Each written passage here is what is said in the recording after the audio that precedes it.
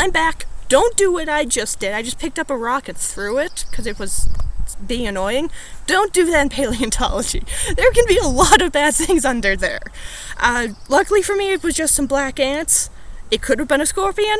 Could have been a rattlesnake. Don't do that. So I'm probably going to be covered in ants really shortly.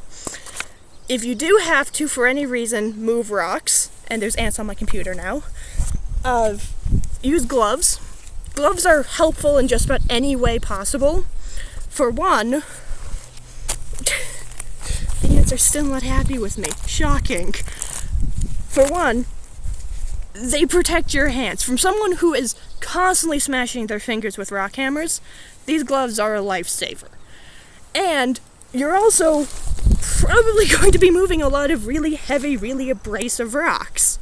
You're going to cut up your hands, at the very least. So you want gloves. Gloves are super important for just about everything. So make sure you have a pair of gloves. You may not need them, but you just want them just in case. And then probably one of the more important pieces of clothing is hats. You can use bandanas. I recommend wearing hats because you can also wrap fossils up in hats if you have to.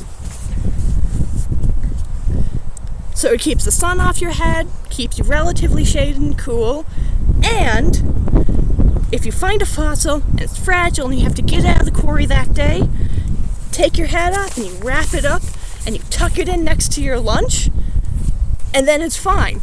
Shocking. It's actually really funny because you buy this nice hat and you're like, oh, I have this amazing hat, it's amazing. And then like the first time you wear it, you use it to pack out a fossil. And oops, it's no longer the perfect hat. But I mean, now it has character, so hats. You can also use bandanas. So like I said, instead, use a bandana, pulls the hair back, all that. Pretty nice. There's a thunderstorm coming in, so I'm gonna have to wrap this up. Talked about gloves, jackets. So what I'm wearing is not a jacket, it's a vest. This is a jacket. Make sure it's waterproof. Waterproof jackets are essential. Truck. That is something you will not see out in paleontology. You'll be lucky if you have any kind of road. Things can go from 0 to 100 really quickly out there. The last dig I went to, the one that I was running away from the thunderstorm it was perfectly sunny and warm when we got there, and within a matter of hours of digging. So I think we ate lunch, and then as soon as people started finishing up lunch, it started raining. The second it started raining, we had about 5 minutes to get to our packs and throw on our rain gear before it got really bad, like pouring down thunderstorm rain. And by that time, the lead paleontologist was like, you know what? We're running. And we did. So, always listen to your head paleontologist. Like, they know what's going on. Also, you will be outside. You will be with wild animals. You will be around cattle sometimes, wild horses. They're not your friend. Do not go up and pet them. They are wild. The cows are feral. They are not going to allow you to pet them. At best, they'll run away. At worst, they'll attack you. So, keep to yourself. I think the rule in paleontology that when I went up there and I was around wild horses was don't even look at them. Like, they can be right here and ignore them. Don't look at them. Don't keep an eye on them, but don't do anything about them. Just let them be. And if they come and try to get you, or like come up too close to you, then maybe move away, but don't actually try to go up and either scare them off or interact with them at all. And you'll also be around scorpions and snakes and lots of other animals that bite.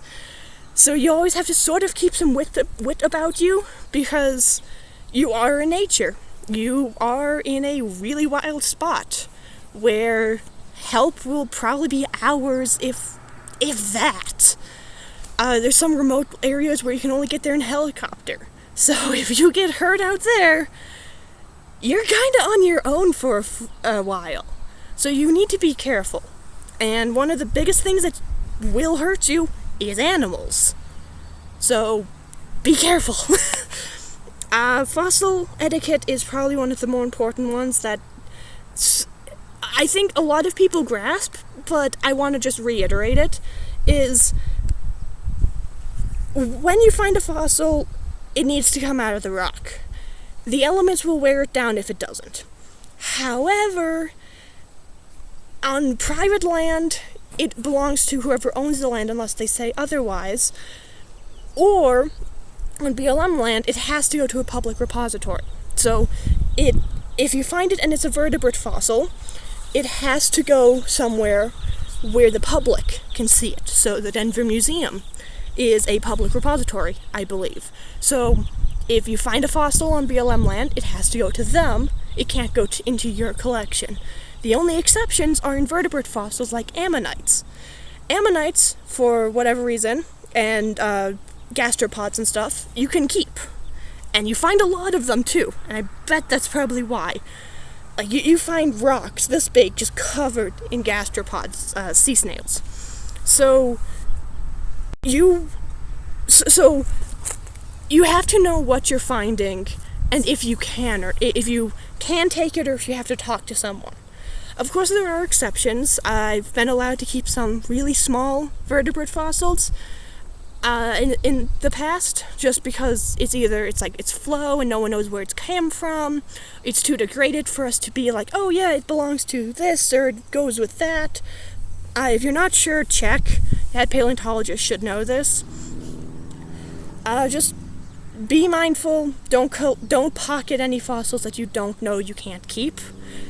Basically, the rule is don't pocket fossils. If you find something that's really cool, like I found some ammonites while running away from the thunderstorm, the head paleontologist was like, yeah, keep that, because it's an invertebrate. So I got to keep that, which was really cool, but had it been, I don't know, actual vertebrae, which I also found, I wasn't allowed to keep that for multiple reasons. So just be mindful. Most people know this already. I just wanted to make sure people really did know this. Yeah. I think that's about it. Really just have fun, pay attention, be safe, and really don't do anything stupid. And your next expedition out into the wild paleontology will be lots of fun. This went really well, even though I didn't have a script.